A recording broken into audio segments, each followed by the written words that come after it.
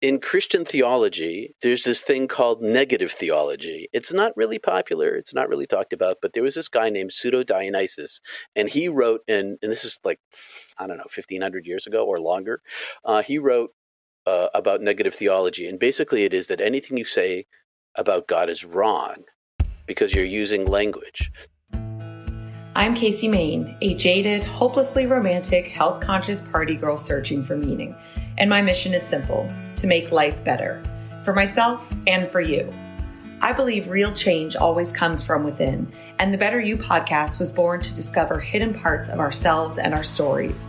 A safe place where we have real, honest conversations with people from all walks of life to help better understand ourselves so we can become better versions of ourselves. So come along on this journey of discovery with me so you can become a better you.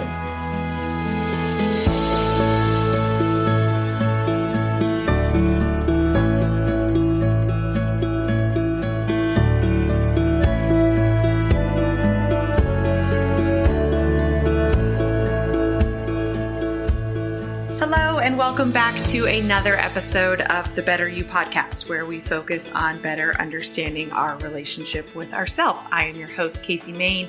As always, thank you so much for choosing to spend some time with me and this podcast. I very much appreciate it.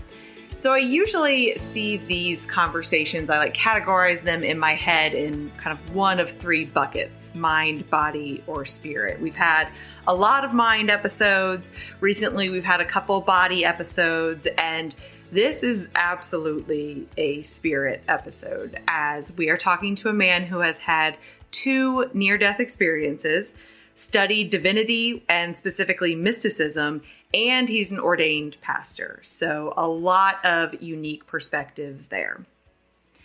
I do want to start off with a little warning that if you strongly align with a certain religion, then this conversation comes with a little bit of a risk of triggering you. And that is absolutely not my intent.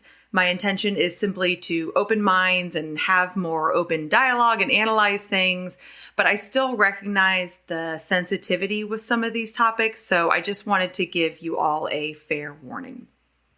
Now, on the flip side, if you really enjoy this conversation and conversations like this, then please listen all the way through to the end, because I've got a question and actually want your feedback on something. All right, so I'm doing a short intro today because the episode itself is a little bit longer than usual. So let's just go ahead and talk about our guest today. Reverend Peter Baldwin Panagore is an entrepreneur, ordained pastor, and author. A 2-time near-death experiencer, Peter first died in 1980 of hypothermia while ice climbing in Canada, and then again of a heart attack in 2015, just as his book, Heaven is Beautiful: How Dying Taught Me That Death is Just the Beginning, was released globally. For 15 years, he broadcast a daily spot on 2 NBC TV stations with Daily Devotions TV, reaching a grand total of 450 million views and listens on TV, FM, and AM across Maine and New Hampshire and around the nation. His book, 2 Minutes for God: Quick Fixes for the Spirit, is a daily inspirational with stories drawn among the 700 he wrote and broadcast each day. Peter graduated from Yale University, where he completed his master's in divinity with a focus on the practices and writing of Western mysticism. He is currently at work on his 3rd book with the working title Modern Mysticism and You. And in this episode, we discuss Peter's experience of death and what he encountered on the other side, the struggle and sometimes reluctancy to try to explain and articulate mystical experiences using the constraints of human language, how Peter explains and defines God, the judgment process he went through after death and how it differs from how it is often taught in church, his experience and understanding of heaven, hell, and purgatory, the 4 characteristics of a mystical experience and the different levels of mystical experiences that people have, the history and relationship between mystics and mystical experiences and the power structure of religion, how judgment can be couched within morality and structure, the history of the Bible and the implications of reading and interpreting it only literally, and the definition of true humility and how to find radical equality among all of us. So lots of heavy stuff there, not going to delay. We're just going to jump right into this conversation. Again, if you enjoy this and you like these types of conversations, please listen all the way through to the end because I am going to want your feedback on something. So that's it. Time to hear from Reverend Peter Panagore.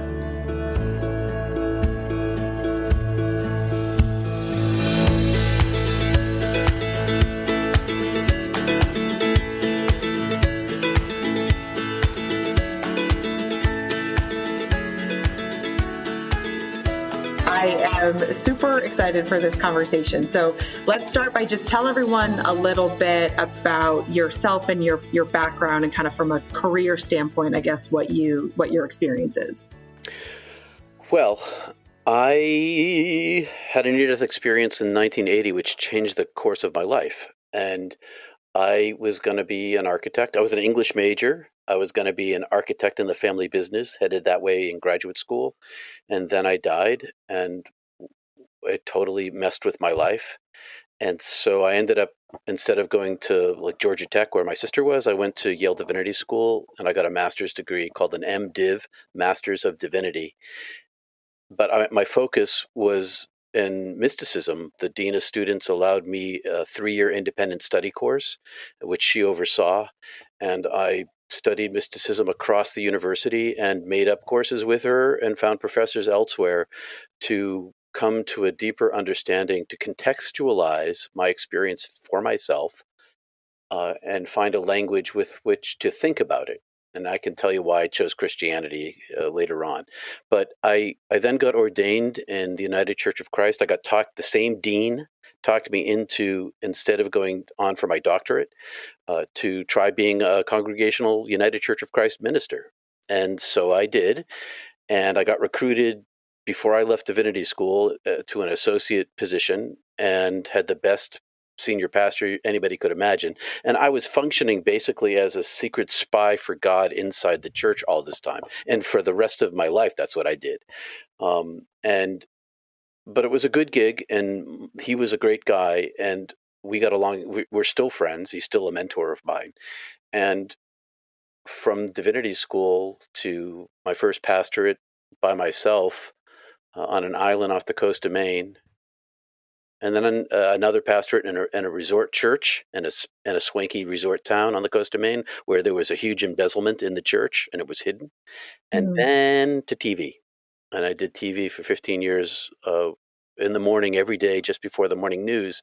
For 2 minutes, I had 270 words of morning inspiration. It was when it ended, it was a 91-year-old broadcast radio, FM, AM, TV program under the same TV station that was an FM station for all those decades, 91 years. And I was the fifth minister. It was basically the storytelling spiritual leader for the state of Maine, for everyone who couldn't get to church, didn't want to go to church, was disaffected from their synagogue, and Buddhists and atheists and everybody.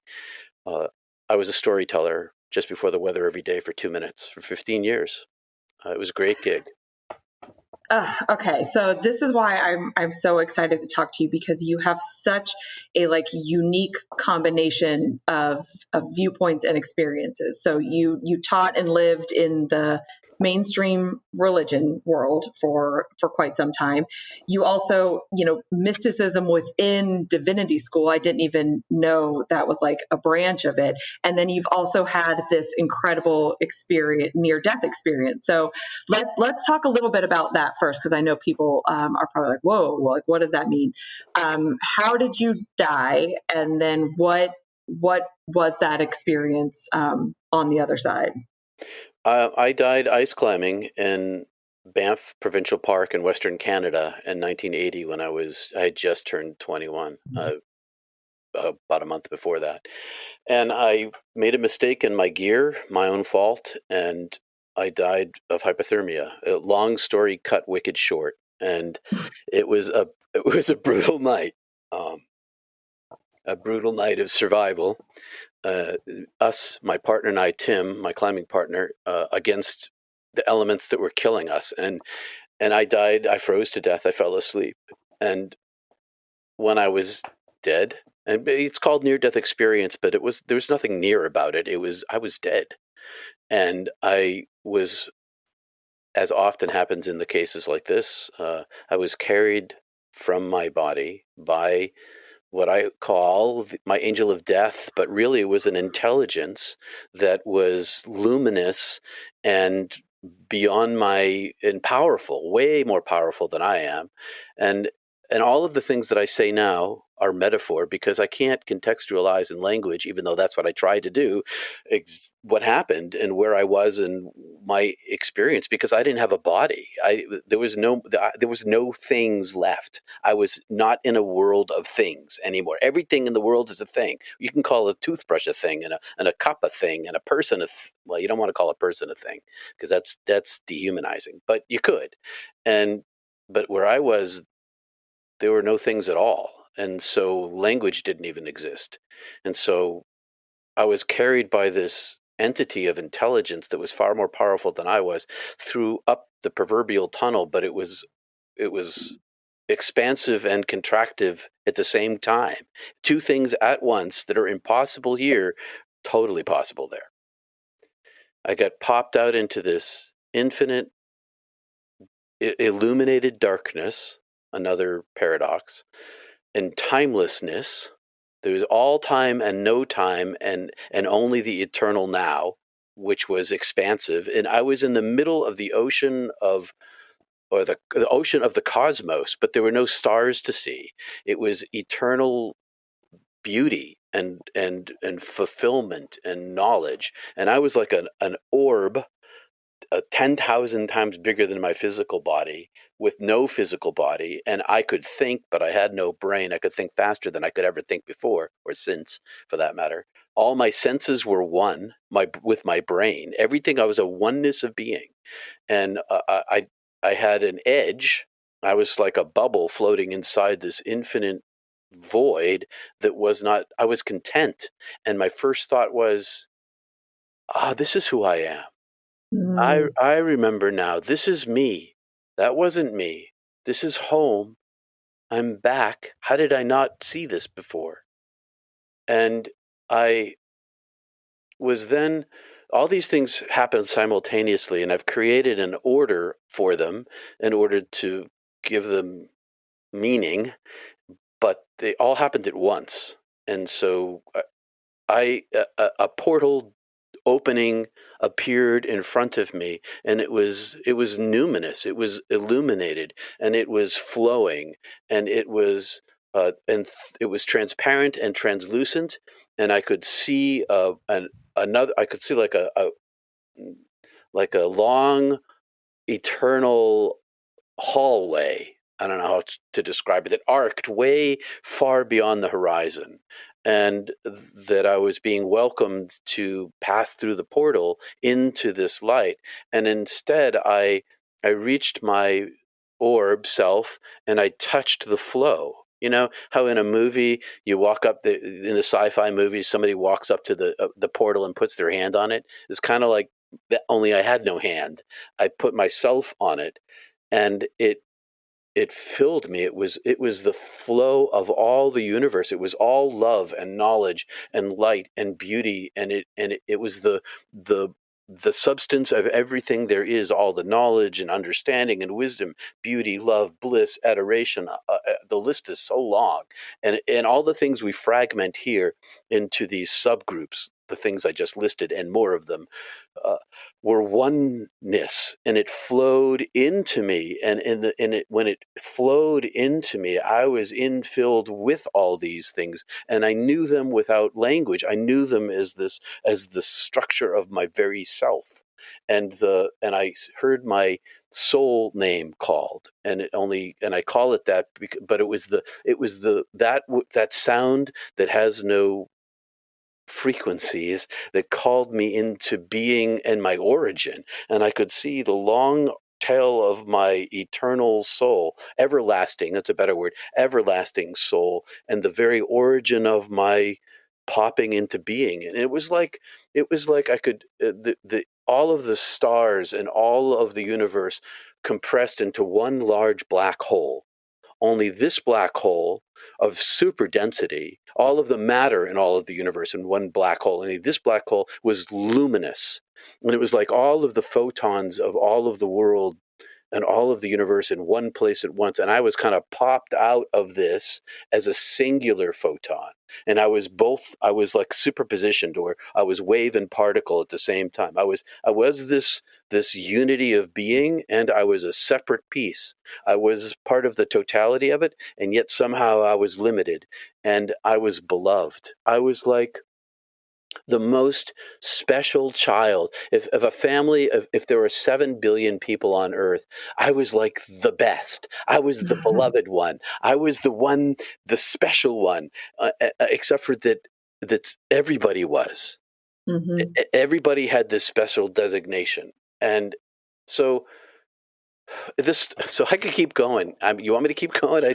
Well, I love it. It's beautiful. And I don't know, I feel for you a little bit trying to describe it, because I imagine, and I've always, or for a while now, I've kind of understood, I think so much of this is above our ability to understand, and certainly above our ability to articulate, given just the kind of the constraints we live in within this human experience of how our brains work and our language. And the only thing I can kind of equate it to, and this is, a very, very small example, but I know sometimes, like when I have a dream, a very vivid dream, and then I'll try and tell like my boyfriend or a friend about it the next day, and I'm hearing myself say it, and I'm not describing it correctly. And it's super frustrating because I can't really explain what happened in the dream, because it doesn't really make sense in this like waking life, but it made total sense in the dream. And so I imagine that's how you feel times like 10 million. That's really well said, Casey. That's exactly the best example. And that's how I feel. And I'm not alone in that. No one in the history of the world, no mystic from any religion, and there are lots of them, could ever say it. None of us. Nobody can. It's like you just described it. And people have a similar experience when a dear loved one dies, and then that person comes back and visits them. Mm-hmm. And either in a dream or in a waking state, and there's a communication that occurs, which is telepathic, and is often love or forgiveness or wellness of being, or some other sort of blessed communication. And the receiving person, the person who gets this visitation in the middle of their grief, has a little bit of healing happen as a result. And they shift from believing in the afterlife, if they believed in it, and even if they didn't believe in it, to knowing that their beloved deceased one is still in existence. Mm-hmm. And when they talk about it, they'll tell friends. Like I preached around New England for the last year and a half, different pulpits, and I quizzed the congregations, and I would ask them, who here's ever had that experience? 50% of every single congregation raised their hands. 50%. And then Wow. I asked them, who's ever told anybody? And everybody's told somebody. Everybody has. And then I asked them, have they ever talked about it in church? Nobody ever talks about it in church, because and when you talk about it, even to your friend, it's like you describe it. It never captures the meaning. You can't capture the meaning. And so you can tell your friend, but when you talk about it publicly, you sound like a kook. And so, and I know something from kooks, okay?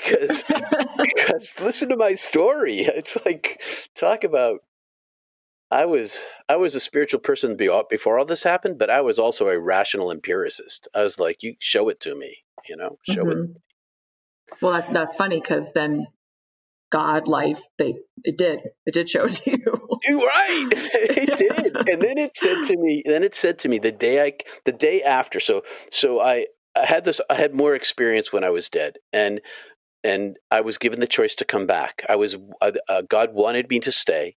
Even the word God's a metaphor, okay? So I was going to say, like, what was attempt to describe God? Was it an old man with a beard and a staff, like so many of us growing up in Catholic school learned? It was just like that. How'd you know? Oh Oh my God. Yeah, no, there were no things God. Okay, so in Christian theology, there's this thing called negative theology. It's not really popular. It's not really talked about, but there was this guy named Pseudo Dionysius, and he wrote, and this is like, I don't know, 1500 years ago or longer. He wrote about negative theology, and basically it is that anything you say about God is wrong because you're using language. So if you say, I have a good I have a good cup. You can't use that same word goodness because the quality of the goodness of the cup is incomparable to the quality of the goodness of the divine. So there's this metaphor going on again.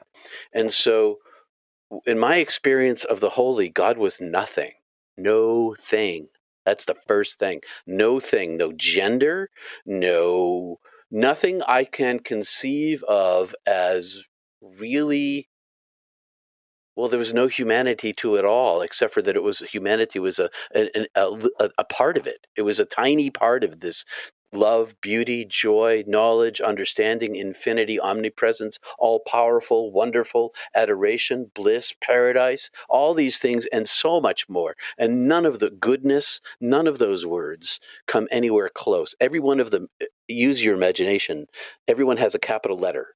That's how I've come to designate the quality to qualify the difference in my writing between the goodness of my cup and the goodness of the divine. I put a capital letter in front of it because I don't know what else to do. And that's an age-old trick. I didn't invent that trick. That's in the mystical books going back in history. It's like, oh, that's a good idea. I can do that. But when I do that, people are like, what are you talking about? So, Oh, no, that makes sense. Okay, was there any sense of, I think I'm going to know the answer to this, but anger or judgment? Because there's a lot of stories and stuff, especially in the Bible, about like God was angry, or, that at the end of our lives, we will be judged based on how we lived our lives. Like, how did that play out? well, first, no anger. The anger didn't exist. I didn't encounter any anger. But second of all, yeah, I did go through a judgment. And my experience as a formerly dead person everybody has their own experience. And my conclusion from reading and talking to other near-death experiencers is that somehow or other, our self-understanding plays into what happens next. And so for me, having been raised Greek Orthodox and Roman Catholic and having gone to Catholic school, I believed in hell, and I went to hell. I went to a hell of my own making. And it felt eternal to me. But in my years since, I want to begin this part of the story by saying I've read Catherine of Genoa, 15th century, from guess where, Genoa, Italy, and she describes in her unitive experience of God, her mystical experience of God, in which she did not die. She calls this place the purgative fire of divine love. And that's really what it was. I was purged of all of the suffering I ever gave away in my life and cleansed, burned clean in order to be infilled with the oneness of being. And remember how I said these things happened at one time? This is all part of that same moment. And so my experience of life review, lots of near-death experiencers get life review, was to experience and understand from the perspective of every single other person in my life in a chronological sequence of all of the suffering I ever gave them. Everything when I ever caused them pain, I felt their pain from their point of view in a cumulative fashion. And it turns out that all the pain that I gave away in my life, I was 10,000 times bigger in my soul than I was in my body, my physical body. So was all the pain I gave away. So every little tiny bit of pain that I ever gave in my wife, and I took I stole a slice of Wrigley's Spearmint gum from my sister. That only as small as that was 10,000 times bigger. And what turned out to happen was that I actually gave the pain to myself. It wasn't they suffered this, whoever I gave it to, and I suffered all the pain that I gave away intentionally and unintentionally. I actually gave it to myself, and it was 10,000 times bigger in me. And so while I was going through this experience, I was simultaneously, I self-judged. I judged myself as guilty, as shameful. But the voice that has no sound, remember, I'm in this ocean, this universe of, I'm a little tiny speck inside this universe, that's even too small a word, of divine love. And so the presence of the divine is everywhere around me, and beyond me, inexplicably distantly, and yet so very imminent. And so the voice that has no sound was speaking inside me, saying, I love you. I've made you. I created you. I've always known you. I know everything about you. Nothing about that you have done in your life is unknown to me. I love you as you are. I love you because I made you. I love you because humanity is not at fault for causing pain to other people, because it's woven into the very structure, not of this world of Earth. It's woven into the structure, that's too small, of the entire universe, the whole universe, from the Big Bang to the expanding edge. All matter is all within the same context we are, and it's all has to do with this limitedness. It wouldn't exist if it were perfection. It would, if this world were perfection, in which there was no entropy or suffering, we would be the wholeness, oneness of being, of the union of God. And merely by being a human being, I created suffering de facto. You're a human being, you cause suffering. I love you anyway. You're my beloved. You're the most special one. I love you. I forgive you. Welcome. And I was forgiven and infilled with this rush of all these things I described using words a few minutes ago, which were fragments of the oneness. That's so interesting. So you judged yourself, like you put yourself through hell, while I'll just, for lack of other words, while God was kind of comforting you the whole time. So it wasn't Exactly. so much God judging you as it was you judging you. I judged myself. God had nothing to do with it. God's job was forgiveness. God's job was love. God's job was showing me who I was. And then, because I didn't make myself see myself, I was a recipient of this experience. I didn't make myself die. The entire experience I was the recipient of a gift. And I didn't choose the gift or the components of the gift. And so I was definitely shown that part of my life, but I wasn't judged for it. And here's the thing that is hard in Christianity, which set me outside of the faith pretty immediately when I got back, is that I was redeemed after I was dead. Okay? That's not Christian faith. You get redeemed before you go, or you go to hell. And I definitely was forgiven after, and I didn't deserve it. I mean, why didn't I deserve it? Not because I'm unworthy, but because I'm not the oneness of being itself. Everything less than the perfection is limited, and I didn't deserve the forgiveness simply because I was limited, but the unlimitedness gave it to me anyway. It was brilliantly beautiful. Okay, so I love that. All right, so you judge yourself and you decide that you're guilty, and God's saying, "No, I love you." I didn't decide that I was guilty. It was self-evident. Ah, okay. So you saw I that you saw. were guilty, Right. and then what happened? And then I was totally forgiven.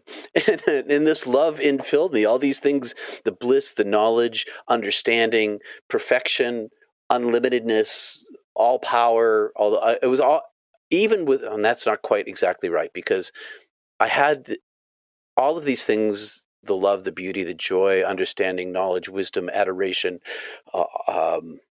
paradise, all these things, light, love, they were more than I can tell you, more than I have words to explain to you.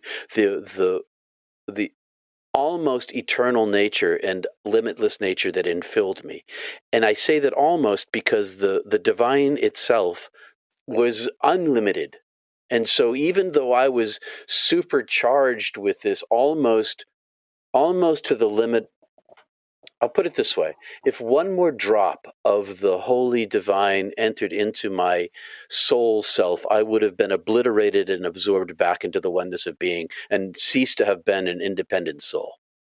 It was so much to the very limit of my capacity, and yet it wasn't the totality of being. It was just that close. But it's the word awe is it's a good word for me, because awe is often mistranslated in the Old Testament as fear. And fear is a component of awe, but the other half of it is wonderment.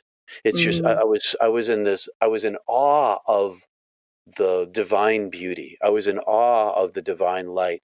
I was in awe that there was so much love. There was unlimited, just unlimited love, eternally. So, okay, trying to decide what direction to go in next. All right, so when did you decide that you wanted to come back to Earth and continue living your life, and like what was that decision process? Well, I after this infill, I said to, and it was self-evident where I was. Okay, I use that word twice now. Self-evident. It was self-evident that I was in the presence of God. No one had to tell me. I didn't have to think about it. That's what it was. And so I said, without language, telepathically, "Am I dead? Is this my death?" And the voice with no sound said inside me and outside me at the same time, "Yes, you're dead." I said, "Well, this is beauty and love, and I was welcomed here." And the voice said, "Come home, welcome." And I said, "But my parents are suffering." And so part of me, even though I was this total soulness, part of me still could see my family. And I said to God that my mom and dad were suffering. My sister had run away, and from our family point of view, vanished, caused my dad a great amount of anger, and caused my mom a breakdown that lasted a decade. And I said, I can't leave my family to suffer. I can't take another child from my mother. And I was suddenly swept faster than thought, faster than light, out of this heaven. And then I could see, I was still kind of half in the heaven and half in our universe, and I could see Earth very clearly, like a hologram, and I could see it solid and like a hologram at the same time. I could see every single human being, 7 billion people, all at once, covered by a veil, all going about their daily life, at war, making love, everything a human does on Earth all at one time, if you can imagine that. And everyone was covered by a veil, and the voice said to me, and I'm in an ocean of love, and the voice said, "In the way that I love you now know I have always loved you. I loved you, I love you now, I love you forever in this ocean of love. And because of my love, because of my immense and unlimited love, I love every single human being in the same way. And because of that love, they're in time and space and they don't see me. The veil covers them, but they will find what you have found upon their exit of life, and they will be made whole and healed." I was made whole and healed. And all will be well, all has been well, all is well because of my love. And I could see my parents' faces, and I could see their face in the time that I was looking, of being shown, but I could see their lifelong faces at the same time, and I could see their suffering. And I said, I see my parents suffering, and the voice said, "Come home, they're going to be well. When they die, they're going to be well too, just like you are. And they think their life is long, but you now know that life is not long. Life is an instant. It feels like a lifetime, but it's not at all. It's a moment. And come home." And I said, "But I can't. I can't do that. I haven't gone through the door yet. Do I have to go?" And God said, "No, I want you to come home." And I said, "But can I go back?" And the voice said, "Yes, you can go back." And I said, "But if I choose to go back, can I come back here to this oneness of being?" And God said, "Yes, you'll come back here to this oneness of being." And I said, "Well, then I choose to live my life." And God said, you won't live your life," and sent me back. And so here I am now, all these years later, close to 40 years later, and my parents, who are still alive, are in the process of dying now. They're almost 90, and it'll be another year or so or less as their bodies wear out. And I did my job. I came back to help them, and I'm doing my job now. I'm helping my dad die. That's what I'm doing. Wow. Okay. All right. That I just like, I'm sure it's very hard to find words to describe that experience. It's hard to even find words to like react to it. But there was one thing you said that I really liked, because I've heard this before, is that when you got there, it was like a remembering of knowing who you'd always been. So how much of that remembering that feeling of that remembering and everything that you remembered, have you been able to keep with you over the years? Or, did you instantly lose all that knowledge and feeling, or did it slowly go away as you lived more and more years back in this constrained human form? When I was dead, I wanted to know any question I wanted to have an answer to. I had the answer to, and I have an interest in cosmology and astronomy and quantum knowledge, and I knew in an instant not just what our scientists know. I knew everything about everything. I knew about how everything was created. I understood it, but I don't have a clue what that was like now. And so I when I came back, I lost 99% of it or more. But what I know that I came back knowing that I'm known. I came back remembering that I was there. I came back. Most of me didn't come back. So I'm 2/3 in heaven and 1/3 here now. Everybody's like that. The only difference is that I know it and I can't unknow it. And so this thing never went away. It took away most of my knowledge, but it also left me with enough remembrance of who I am and where I'm from that I never consider myself a human being. I know that's weird to say, but I'm a soul living in a body. I mean, that's how I don't say that to people generally. I'm doing it now, but that's how I see myself. Yeah, I see, as I've started to go down my own spiritual journey and learning and really thinking, I get that.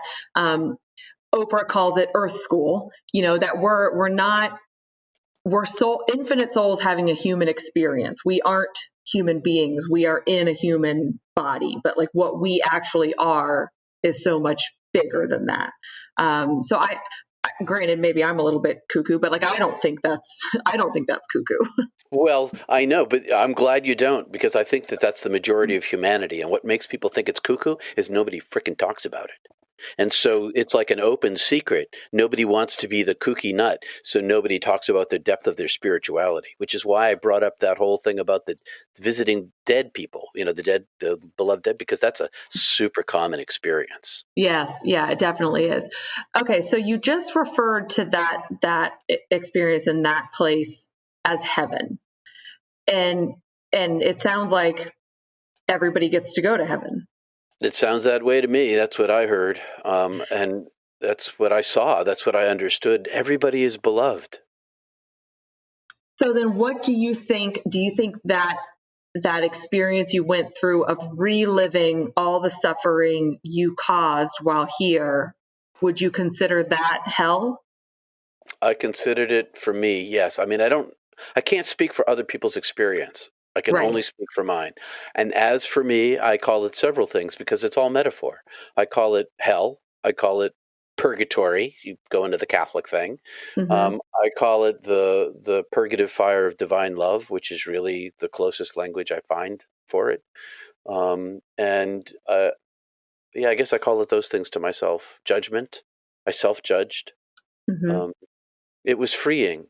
It was liberating. It was releasing.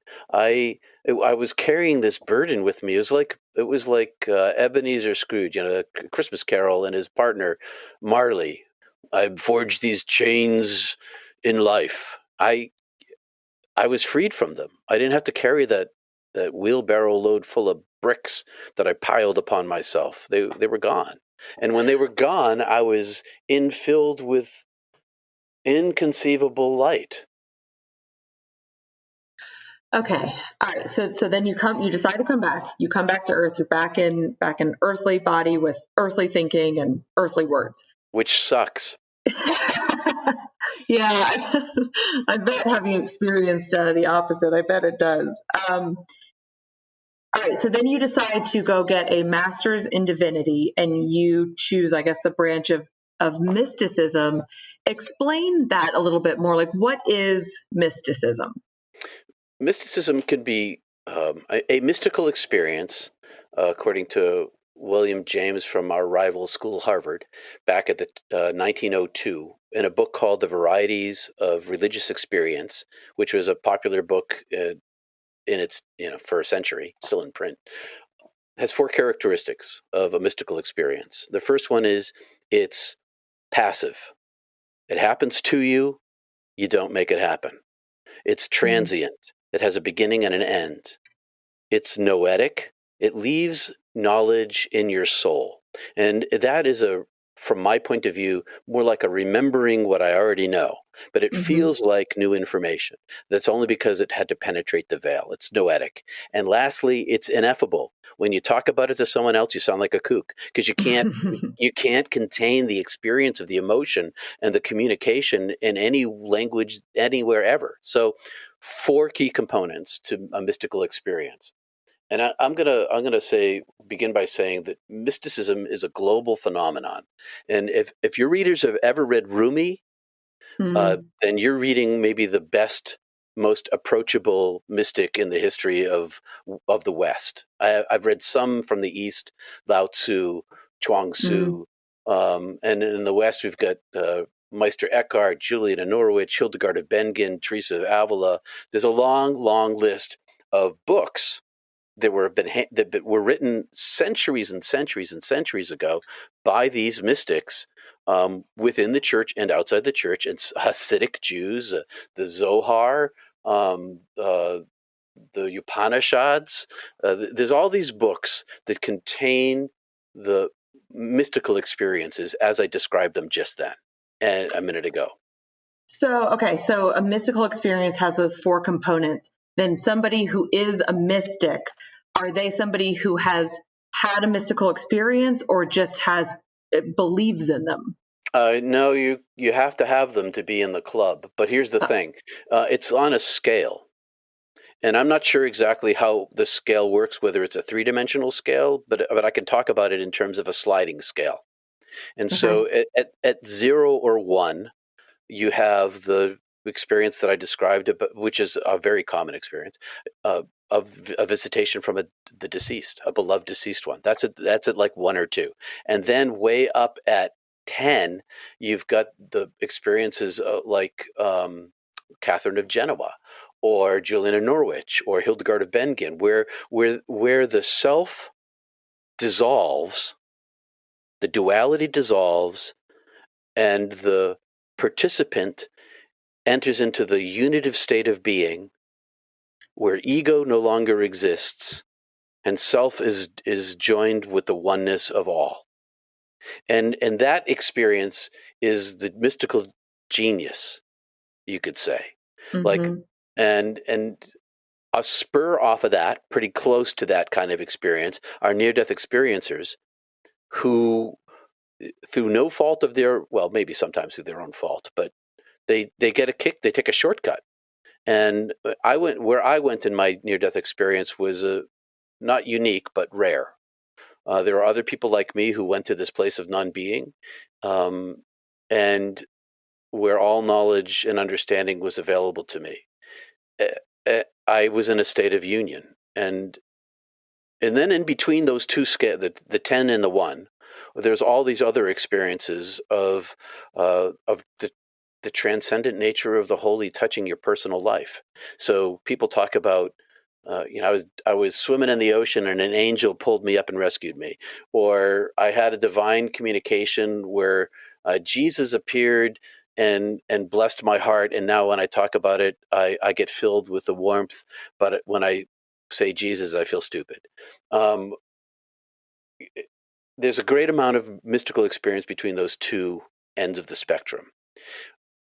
I think it's a very I think mysticism is a very common experience at the lower end of the spectrum. It's a very human experience. We're built this way. Why do you think so? Having spent time within the mainstream religion world, why are these not talked about? Because I feel like they were talked about in the Bible. Like the Bible is full of these stories of miracles and prophecies and all this stuff. So why is that not part of our religious language? I mean, we talk about what's in the Bible, but why are we not acknowledging and recognizing that these experiences still happen today? Because they're dangerous to the powerful status quo. And that's always been true. And so all these books that I mentioned, all of the people who wrote those books were all in monasteries or convents, away from the general population, where doctrine and dogma is a way to help people on their spiritual journey and control them at the same time. And mystics are not doctrinal, and they're not dogmatic. And therefore they're destructive and dangerous to the social structure. So that's one thing. And the other thing which we saw, and we talk about with Jesus's story, that, the Pharisees, like everyone, they wanted nothing to do with him. He was a rebel. He was a troublemaker. That's why they crucified him. So it's like that concept that it's dangerous to the power structure it's funny because it's something we're taught, but then we don't think about it in terms of, well, that's still true today. Right, because it's absolutely for Jesus, and he was a mystic. He definitely had mystical experiences. Maybe had a near-death experience. He talks like a near-death experiencer to me. He talks like a mystic to me. So the scientific revolution happened.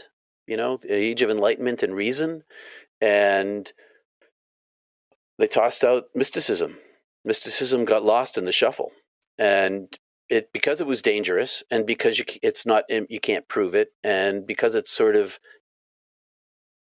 well, it's subjective. Mystical experience is always subjective. So they got kicked out of the churches. And it still exists. The Catholic Church still has it. It's in the monasteries. I know because I've been to two monasteries where this is real. St. Joseph's Abbey outside of Boston, and Snowmass St. Benedict's in Snowmass, Colorado. These two monasteries have men, because they're men. It's a male place, who practice contemplation and centering prayer and chant the Gregorian chants and transcend and become columns of fire, of divine love. I've seen it. You meet these guys and they radiate the love. You don't even have to look for it. It radiates from them. You see it in their eyes. So, but they're set apart because they're dangerous. Well, I've heard from a friend of mine who actually started to go through seminary school that, and this is just talking within, I think, the Catholic religion, but that if you go through the priesthood process, you're taught some of these bigger concepts and these bigger definitions of God and mysticism. But then you're also taught why it's not taught that way to the masses. Right. So it's like they know, but we don't get to know. Right. That's a command and control. Need to know basis. I don't want to assume that it's ill-intentioned, because, and maybe it is, maybe it isn't. I don't know. But I could argue that it makes sense to try and, I don't want to say dumb things down, simplify things for people to better understand. So just like your experience, way up there on the mysticism scale of experiences, and then you have a really hard time describing what that is because there aren't words. So, could it be that things are brought to a lower level, I guess, so that more people can or have a chance of understanding it, almost like just simple analogies? Yes, sure, for sure. That is the beauty of religion. Religion gets a bad rap all the time because people see all the destructive nature of it, and religion kills people, has for centuries. But the other thing it does, and the thing it's intended to do, is just what you described, is to provide for the masses a way of accessing the holy. So my grandmother, Greek Orthodox, illiterate in two languages, used to go to the Greek church and stare at the icons. That was a form of meditation, staring at the icons. And she wasn't educated at all and had a very simple understanding, but yet carried the light inside her because she had a structure around her that enabled her to pursue it. And so that's at its best, that's what the church does. It provides a community and a structure to pursue the divine. And I know that biology plays part of this role. You know, some people are better at math than other people, and some people are better at spirituality than other people. It seems to be genetics. But if you want to try to create a just society and have a social order, you need a religion to do that, basically, because that's where you get morality. And so there's a practical aspect to it. And morality has its bad side. Don't get me wrong. I mean, you can be a moralist and decide to kill all the gays. I mean, that's wrong.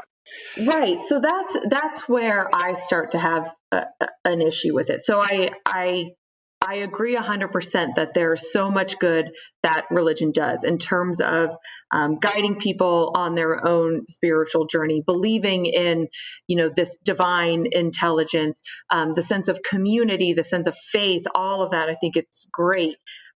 And I agree that there has to be structure, just like there has to be structure in society, because I don't know, that's how our brains work. That's how this life works. Like we need some structure, but it's almost like when people get too attached to the structure and start to close their mind to it's only this way, rather than having a more open mind, open to new interpretations of things, is where I start to really struggle with it.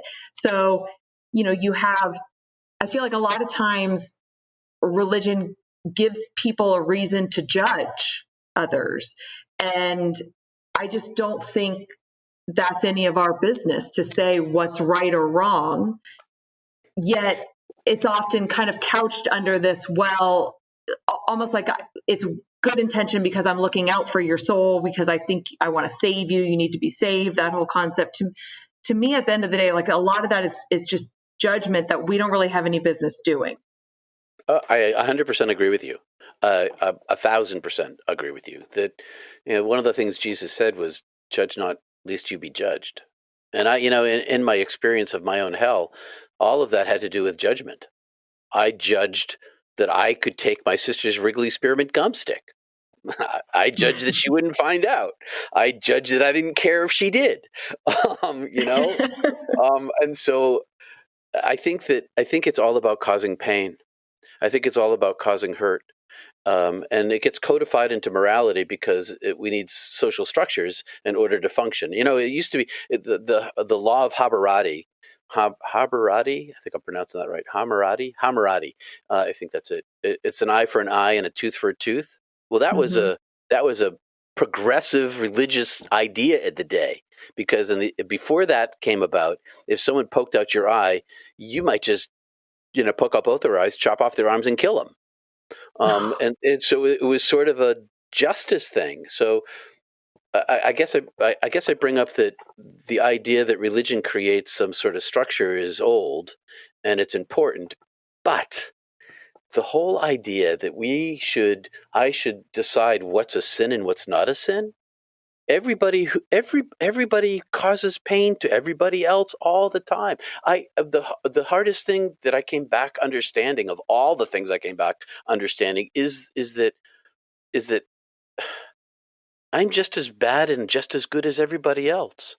I'm totally equal with everybody else who's ever done the terrible things we think are the most terrible things. I'm just like them.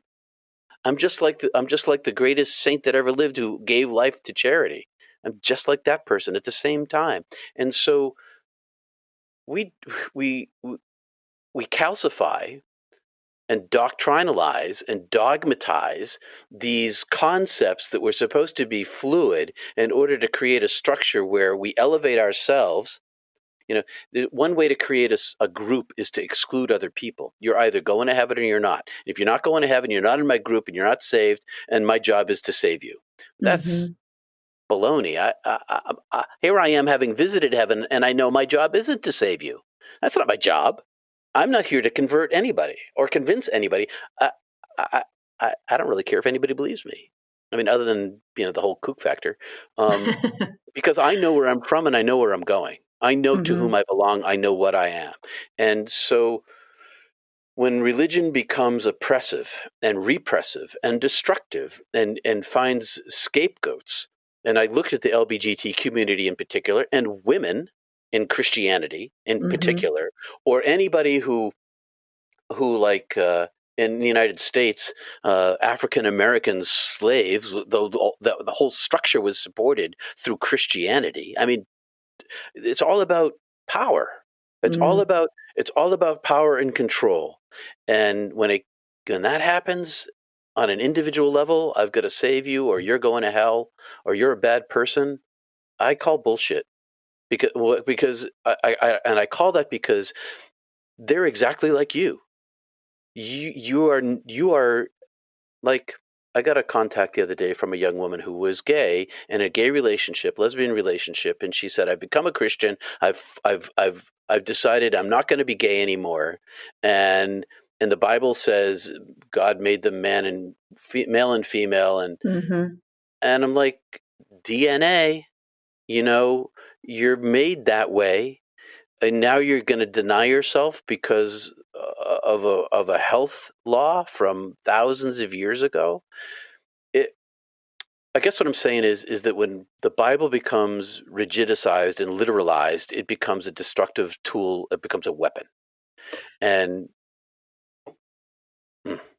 yes, I'm done. So yes, no, I'm glad that you brought that up because I've gotten into some, I don't want to say heated, good, healthy debates with people on, I guess, specifically the topic of homosexuality. And if I'm talking to somebody who is not open-minded towards it, then a lot of times the fallback is, well, it says in the Bible that, whatever you just quoted, it says in the Bible that, a man is not to lay with another man, or like men and women, or whatever else.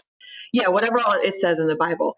And I'm not trying to be disrespectful in any way, but to me, if you all right, let's look logically at the Bible and the people who wrote it. This was, I don't even know, you probably know how many years ago, but a lot of times the stories they're telling were passed on word of mouth for however many years before they were ever written down. Then you add in the factor that this was not English. These people were not speaking English. They were speaking ancient languages that don't exist today in some regards. Like, so if you talk about all the different levels of translation, like you said, that is often mistranslated. Okay, well, let's look at all the words that could potentially be mistranslated and then the implications that have.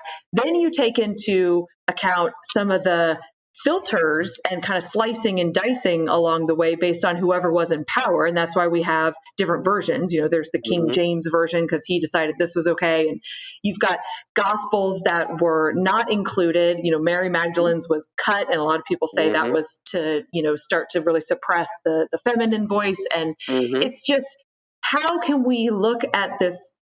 I feel like it's doing disjustice to the Bible itself and all the good that's in it to say this is it word for word, literally, and we can't question it. That's all about power and control. And yes, you're absolutely right. And there were people who made, and everything you said, there were people who were making decisions all the way along, translators, linguists, the original writers, in the context of their cultures and communities, their health situations, their war situations, their vision of human relationships between men and women, and wealth and slavery, and it's all in the Bible. And so when people say to me, a man cannot lie with another man, I say, well, then you should take your children out to the gate when they disobey you and stone them to death in front of the elders, because that's what the rule says. And so the idea that you can pick this and not pick that, that's a very Christian sort of way of weaving through the Bible. Say, for instance, there are 2 creation stories in Genesis written at 2 different times by a bunch of different people with 2 different meanings. And a couple of chapters along, you get the Noah Ark story, where 2 by 2 they go upon the ark. Well, within the next chapter, it finds out that it's not just 2 by 2. There's 7 by 7 for the cows and the sheep and the goats. Well, that's a different story, a different version than the one before, but you never hear about the 7 by 7. You only hear about the 2 by 2. And so the idea for a literalist is that if these stories, if Genesis and the 7-day creation and the idea that the universe, Earth, was the center of the universe, according to them, it was made 8,000 years ago, it's ridiculous. Because we know too much. Science, we know that it was old. It was older than that. We know about. I read today in the paper that Neanderthals used thread. They had thread. They had string. What does that mean? That means that they were a lot more intelligent than we think they were. Plus the fact that human beings weren't the only hominids walking on the earth. So, if they give up the idea of the literal Bible in creation, then they think that they have to give up the idea of Jesus as the Christ. Because if this story isn't true, then that story can't be true either. And to protect the Christ story and their theology and interpretation of the Christ story, they can't admit that science is real. And that is real. That has real world ramifications, as we all know. So that's one thing. And then the other thing is that from the moment he opened his mouth, everybody misunderstood Jesus. Because from my point of view, he was a code switcher. He was talking 2 languages at once, and nobody really knew this. He was speaking Aramaic, which was the language of his day and his place, and he was speaking metaphor. That's why he talked in parables. And because that's the only language there is to talk about the divine. And from these stories, like for instance, in the Gospel of John, which was written 100 years after he died. So that's the other thing is and I went to Catholic school my whole life, and maybe I didn't pay attention, but I did not know until probably 2 years ago that the people who wrote the gospel were not alive during Jesus's time. Like, I thought they were there and knew him and witnessing it all. Like, I had no idea that there was this gap of time between when Jesus lived and when the gospel was written. Right. Because why would the people want you to know that? You might, because it just opens the door for questioning. Yeah. Right. So in that gospel, which is, and so here's something I'll give you an example that everybody can look up. The Christmas story that doesn't show up in Mark at all. Mark is the earliest gospel. Mark doesn't have a Christmas story. It doesn't start out with a miraculous birth. And it doesn't end with like the Gospel of John with this miraculous transcendence. Look, then you get the Gospel of Matthew, and suddenly you've got this Christmas story and a little bit higher ending. And then you get the Gospel of Luke, and you get the choir of angels and Bethlehem, and then you come to the Gospel of John, and now you've got I am the way, the truth, and the life, and nobody comes to the Father but through me. And so there's this progression in the theology, and these are all theological schools. Some of them, and you mentioned the Gospel of Mary, and the Gospel of Thomas. And there's a whole lot of other schools out there that didn't get accepted into the Bible. But in particular, I am the way, the truth, and the life, in the Gospel of John, 100 years after he died. I think that Jesus was talking about the I am. He was not talking about himself. Jesus, man. Yes.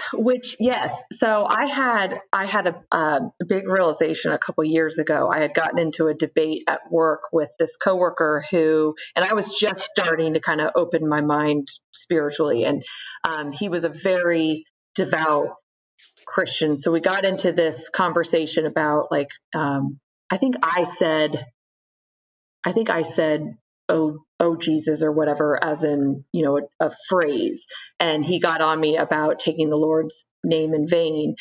And then we got into this huge debate about the concept of being saved and why him trying to save me was judgment and whatever. Anyways, it was like the next day I'm in the shower where you tend to have, your big like aha moments.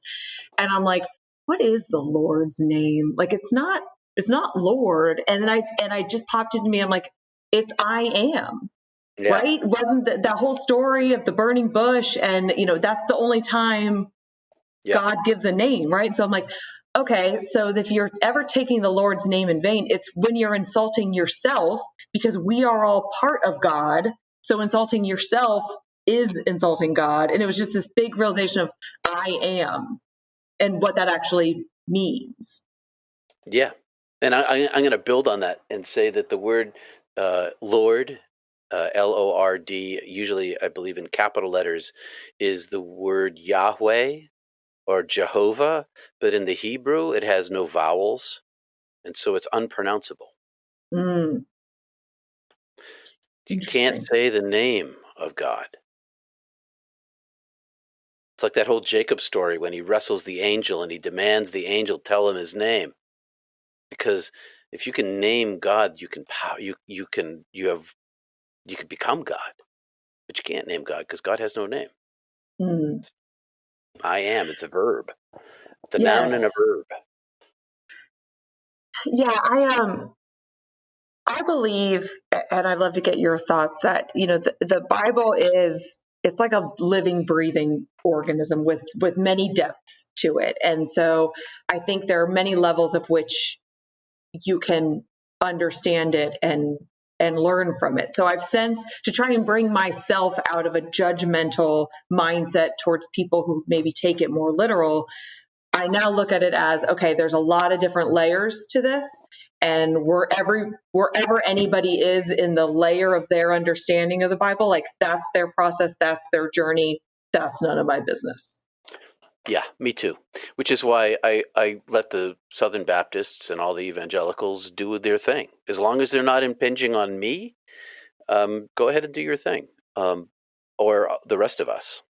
I don't want a theocracy. But everybody's on their journey, and they are where they are. And there's light inside all these religions. Yes, absolutely. Absolutely. It can be difficult when you start to see the pain that they cause. And, so I think I told you the last time we spoke, a very, very good friend of mine, her and I used to have a podcast because she grew up in the Pentecostal church, like very, very strict Pentecostal, and she's gay. And so she just had so much pain throughout her life of people judging her and her trying to deny who she actually is and losing friends and disconnection from family. And so we used to get into these conversations of looking at, different parts of the Bible or different teachings, and then analyzing maybe what else they could mean. And, and you mentioned this earlier, like the concept of sin. I can't remember what language I looked it up at, but that word, depending on the translation, it could be like separation, not necessarily like a wrongdoing, right, but separation. So I see like a big thing in the Catholic Church, and maybe it's all of Christianity, I don't really know, is that, we're all born with original sin. So taken under the wrong context, that's telling all of us we're bad. Like, we are born unworthy, bad, and like, that's not a great mindset. But if you change the word to like separation, like, yes, when we are born into this life as a human on earth, there is a separation from God. Kind of like you said, that veil, like it is some level of separation, but we're still connected, as opposed to looking at us all as born guilty of some wrongdoing. Yes. Well said. Okay. Well said. Right. So in you ever hear of this guy Matthew Fox? Oh, I have heard of him. He's a Dominican priest. Anyway, he leans to this idea of original blessing. So underneath the separation, before the separation, there was goodness and oneness. So there's both. There's this separation that the whole universe is, and that's what allows it to be existent. But inside it all is this goodness, because everything is secretly made of love. Yes. The whole universe. And I think so I love that when you were originally describing your experience, you used all these like dualistic terms, that it was this and it was the opposite. And I think that concept is so important. If we can open our minds and accept the idea that things aren't so either or, they can be both and, in which case we might not be able to ever fully understand them in this life, in this human form, then like that's true humility towards God. Not necessarily fear, but just more this understanding that we won't understand until we're through this phase of learning. Yes, exactly so. That expresses my experience directly. Is that as long as I'm here, I can't know what I knew when I was there, and rather than try to figure it all out, I accept that. And humility isn't meekness, and it's not being humiliated. Humility is recognizing the radical equality of all humanity, and our separateness from the divine, and that the divine is beyond our comprehension, love and oneness. And those two parts make for a non-judgmental life. When one only judges oneself as the separateness away from the oneness, that's the baseline, and then sees that the separateness of all the world and everyone in it is away from the oneness, then it creates this radical equality among all of us, which creates a radical non-judgment. I hear people say, no judgment, man, which to me sounds like the Southern expression, bless your heart. So whenever I hear that, that's what I hear. And I think to myself, really true humility is the acceptance of everyone's brokenness and everyone's belovedness. I love it. Absolutely love it. That is just the perfect note to end on. Thank you so much for this conversation. I absolutely love these conversations. I know that there might be some things we said that might rub people the wrong way, but I stand firm in my beliefs, and I just so appreciate you coming on and sharing your story. Tell everybody where they can find you, find more about you and your story, follow you, all that good stuff. I'm at Peter Panagore, and my name is unusual, Panagore, peterpanagore.love. All my links are there. I'm frequently on Facebook running meditation groups and things like that. I'm on Instagram, and I have a YouTube channel primarily. Those are my three media vectors. So love to see people, peterpanagore.love. I'm an Audible international best-selling author, and I've got a couple of books out, and I'm working on my third book, and it sounds like I'm signing a movie deal. So it's looking that way. Awesome. Well, thank you again for your time. I really appreciate it. Well, Casey, it's been a pleasure to talk to someone who has depth of heart and a brain that, a thinking brain. It's been a pleasure. Thank you. All right, that will do it for this episode. Again, thank you so much for listening. If you enjoyed this conversation and you like these types of conversations, then I want to get y'all's feedback on something. So as I mentioned in the episode, I have a very good friend. I don't think she'll mind if I tell you her name. Her name is April, and she grew up in the Pentecostal church, and she's gay. And we used to have this podcast. We titled it Christianese, where we would take different, she would call them like Christianese sayings, and she would talk about how they were taught in church growing up and how that made her feel. And then we would discuss and analyze different ways of looking at it and maybe different meanings and kind of try and bring it out of judgment and into more of a loving and accepted way of seeing some of these teachings and saying. And her and I have talked a lot about restarting that back up. So I don't think you can find it on any of the podcast places anymore, but we did used to put them up on YouTube also. So I think you can still find some of them on YouTube. So if you just Google my name, or not Google, YouTube my name and Christianese, you might be able to find some of them.